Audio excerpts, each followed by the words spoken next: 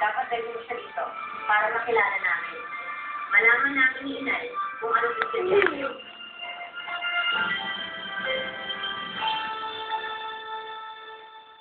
Naku, hoy, hinintay niyo yan, ha? Baka hinihintay niya yung asunsyon. Kailangan matapos ka agad lahat ng mag-wish yung invitation sa atin. Sa balita ko, ha? May handang pensyon para kay Father. Becky, ito na yung mga ibang bulaklak ko.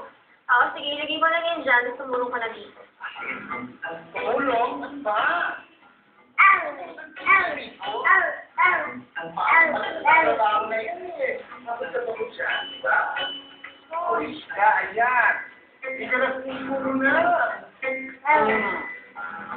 Kung si Rosalinda na lang kaya natulungin natin dito. Oo nga pala. Ano ba yung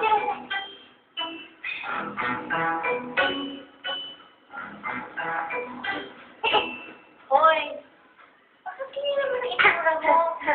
Nagabi lang ng saya-saya mo ngayon, mukha ka naman problemado, ha? Kasi alam na nila Inay at Tita yung tungkol kay Fernando Jose. Sino yan? Sa kanila. Rosalinda. Flower.